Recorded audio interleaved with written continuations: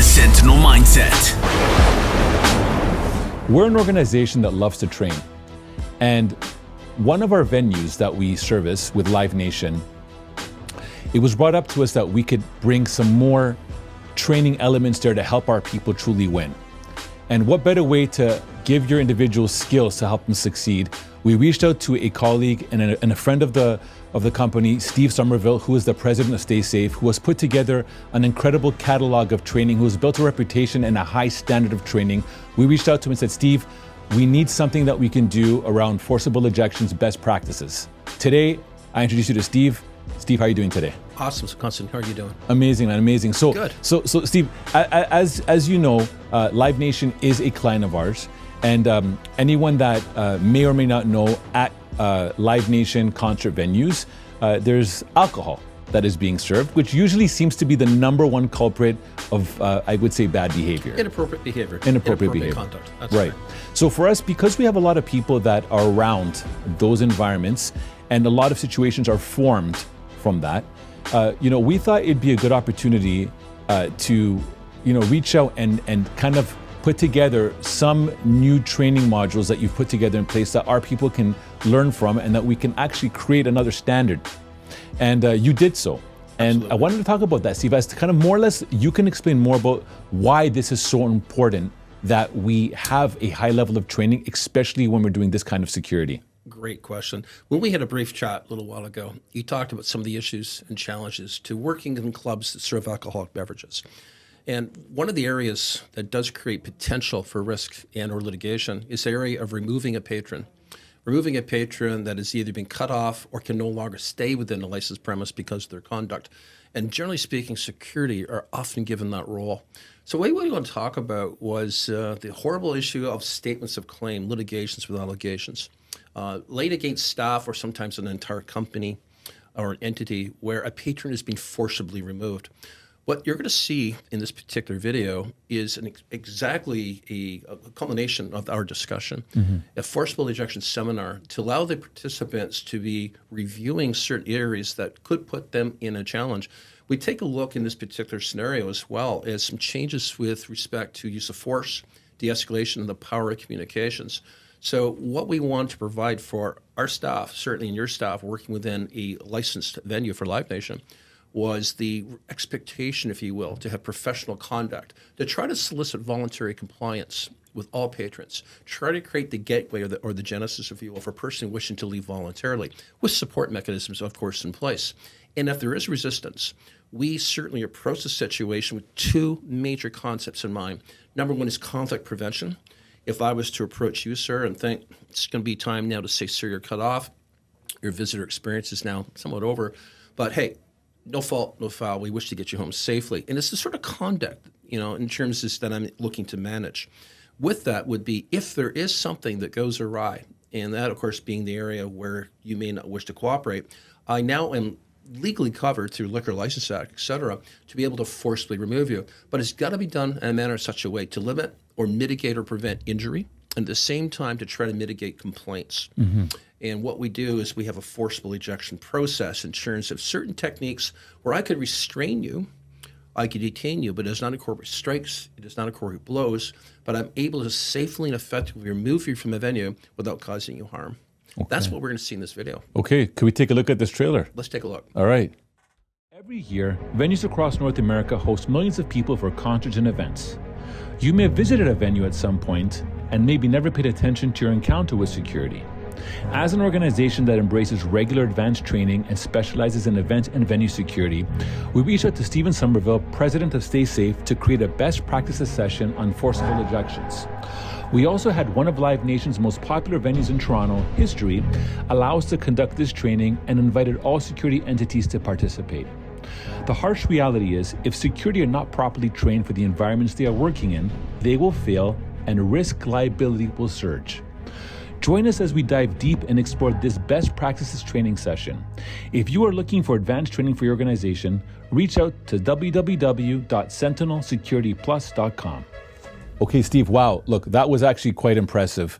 Can I ask you, what was the general consensus of the day there? It seemed that you had at least 30 people there roughly. Yeah. Can you tell me what the general consensus was when the people got there before the training and then after?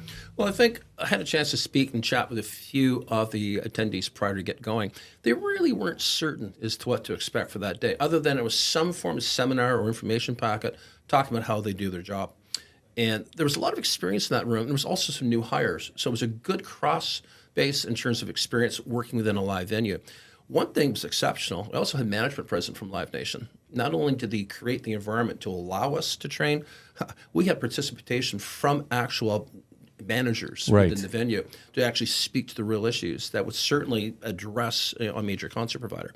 So what we saw in that particular video was to give a snapshot in terms of public perception and why there's resistance at times and what fuels that sort of resistance. And one thing we need to be very candid about is the causational factors behind an altercation. And what I'm going to say there, sir, with respect would be is anytime you go to a club, a venue, a pub, a tavern, whichever, you're usually vetted. You're usually somewhat assessed, if you will, either by staff or security or a combination of both, to show that you are able to be served alcoholic beverages. But at some time throughout the night, something goes awry. I'm going to suggest your alcohol management system fails. A patron was permitted to consume alcoholic beverages to the point of intoxication. What we wanted to speak about for our attendees was to recognize those signs of intoxication and to be able to approach the person, speak in manner such a way as to try to do two concepts. Number one would be the conflict prevention, and secondly, de-escalation. Mm-hmm. Your body language and words to try to calm a situation down. Why? To prevent the application of force. If that would fail, we also gave all of our attendees the opportunity to practice hands-on how to remove a person forcibly, but without causing any sort of potential for injury. And with that, high road in terms of how we remove a patron. The second concept we also spoke about was the area of the power of documentation. The reports. Yes. The mechanisms of documenting what it is I saw, what my intention was, and how I ultimately resolved a challenge involving security provision. We looked at some of the challenges associated to litigation. Number one would be your description of the patron or the guest. And what that would be, it's one thing to simply say, oh, they were drunk or they're intoxicated. I argued that you should somewhat identify what the signs leading to you to presume that the person was intoxicated were there. That would be your eyes were red and watery, your speech was slurred, you were uncoordinated, you stumbled somewhat on your feet, or you reviewed going perhaps to the washroom and you weren't able to make it there without perhaps assistance. The second component that could be also would be adversarial behaviors, confrontational behaviors, fighting with a person beside you, in front of you, around you, or involving staff. And what we looked about is a documentation prospect to allow a skeptic or a critic to fully understand what your intentions were, your goals were, and why you took the approach that you took. The third component of the particular seminar that we just saw is the real main event, and that is the requirement to articulate, to justify exactly what you did. We shared a video without any intention to embarrass anyone or to try to, de-escalate de-edify anyone. Mm-hmm. But we looked at is the issue of even a discovery process. We showed a video with a mock discovery. We showed the scenario that the participants were involved in, and then we had a mock question and answer where the role of perhaps a lawyer was portrayed by myself, asking you questions about your report. And we saw a number of responses that shocked a lot of the attendees. Why? Mm-hmm. Wow, I don't know how I ever responded if I was asked such a question.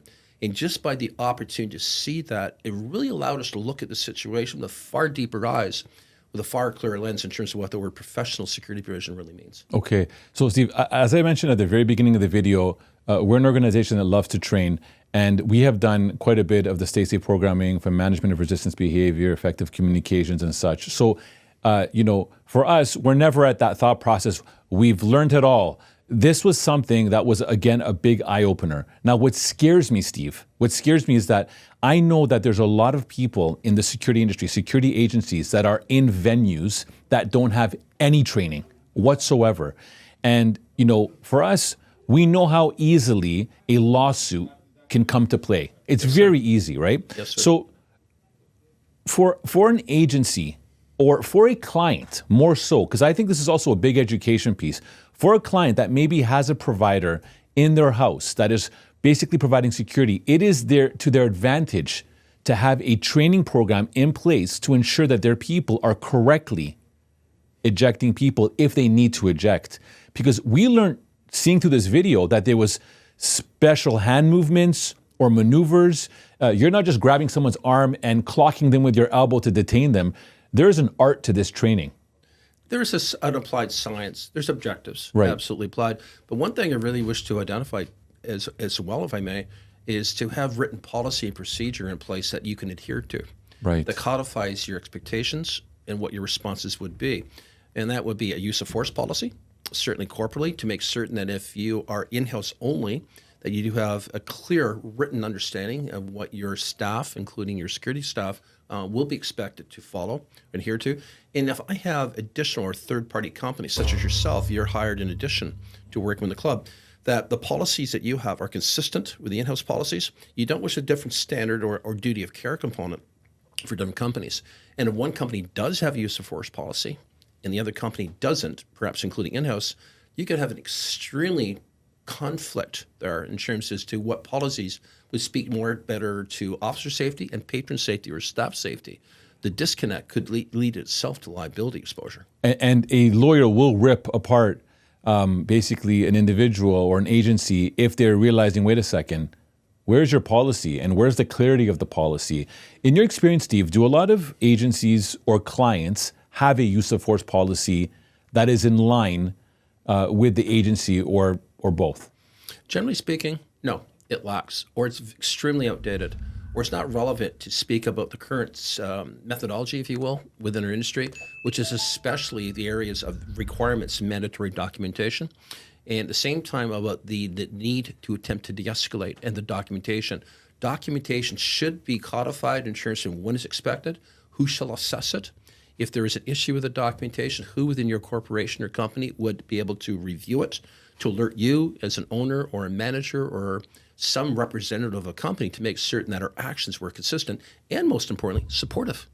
Were they supportive? Is this something you could support? If something occurred where perhaps the guard could have been a little bit more proficient with attempts to de-escalate, I'm not going to suggest that automatically means dismissal, but it could certainly mean a debrief. It could mean additional remedial training, and even just a bit of a review, or perhaps shadowing or working with a colleague that has shown exceptional communication skills. We can't expect people to perform without training and without some form of policy or procedure. Otherwise, people are left open to their own devices. Okay, that's smart. Steve, you're an identified professional expert witness in Canada. You've been brought to testify in many cases that deal with use of force. Yes. Can you tell me what are some things that the prosecutor is looking at dissecting to win their argument when they're trying to, like what makes a case a win for them? And then on the other side, what makes a case a win for the actual agency that is complying? Fair question. Actually, as you probably are aware, I do testify for and against either a plaintiff or a defense. So I don't just specifically with one particular side. But the first things that are generally looked at is to ensure that the guards or representation working there are insured and that they've had a reasonable modicum of training, and whether their behaviors are going to be consistent with expectations certainly bestowed on them by that entity. In this case, it was Live Nation. Next, type of training that they would have. Is their training this current?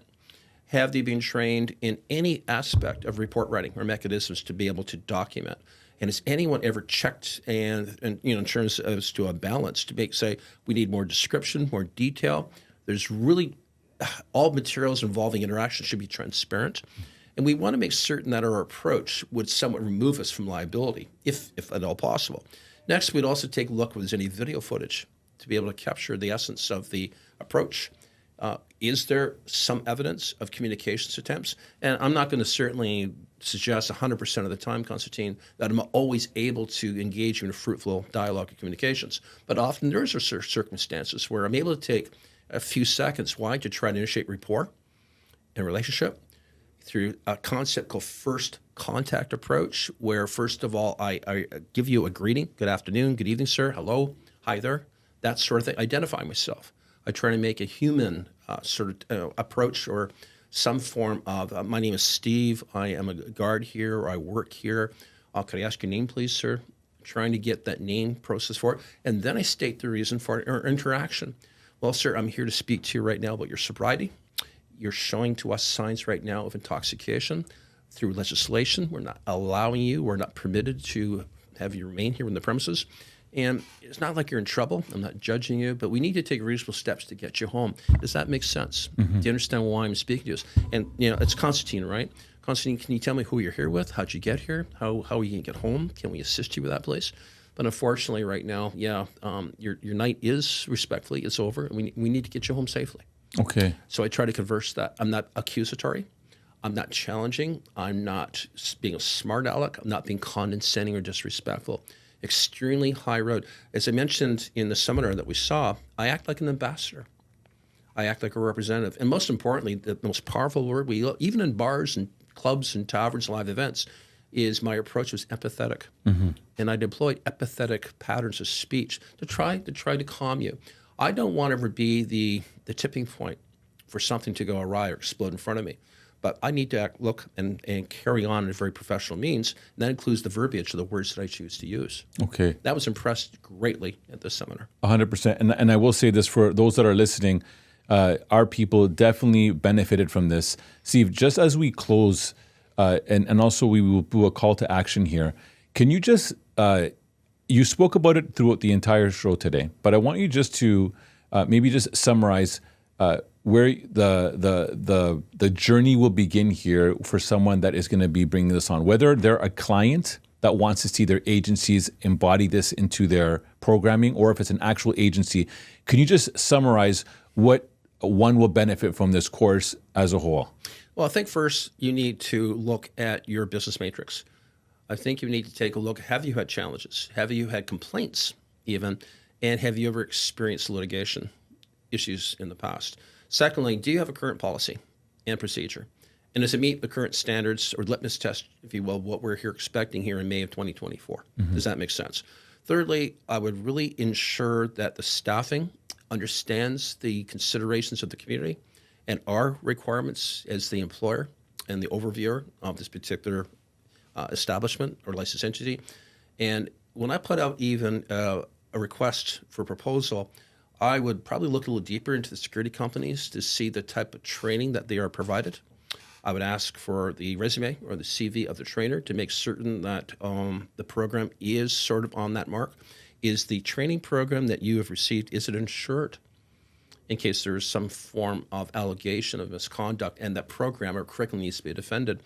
And then I need to be somewhat knowledgeable of the material myself. As I mentioned just in this training program 2 days ago as we do this, this podcast, what's really interesting is you had management from Live Nation present for that particular program. So they understand clearly the considerations and the concerns that you have as business to make certain that your efforts are streamlined.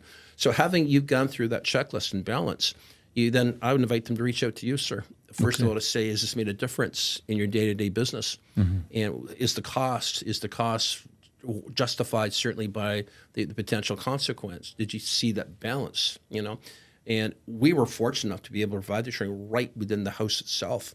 And we gave it a real situation, a little different than a classroom for obvious reasons. But even, practicing some of the ejection, we actually did it in one of the VIP lounges to actually get the idea of the seats and the structure and the stairs and how you'd have to deploy yourself. If that makes sense to you and you want to reach out, you can contact me, and we can certainly talk about your needs and whether we have a viable solution for you. Okay, amazing. So we will have links at the end of this with a call to action of how you can get more information.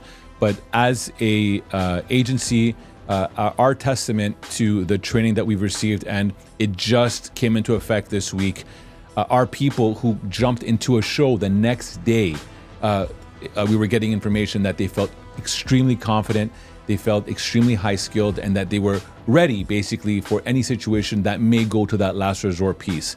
And that for us is peace of mind. If you want peace of mind today, if you want to be able to ensure that your agency is providing the highest level of protection and that the liability is to the absolute lowest level, I implore you to reach out to us and we'll provide you a lot more information. Steve, any closing words? Constantine, once again, thank you for the opportunity to share this message. Until again, we meet again, stay safe. Thanks very much, everyone. Have a fantastic day. Thank you for joining me in today's podcast. This podcast was created for protectors in the fields of law enforcement, executive protection, security, and anyone looking to level up their mindset. If you are learning from this podcast and you're enjoying it, please subscribe to our YouTube channel at The Sentinel Mindset. That's a zero-cost way to support us. In addition, please subscribe to the podcast both on Spotify and Apple. And on both Spotify and Apple, you can leave us up to a 5-star review. If you have questions for me or comments about the podcast or guests you would like me to consider on The Sentinel Mindset, please post all comments on YouTube. I do read all the comments. Please also check out our sponsors, thearenatoronto.com.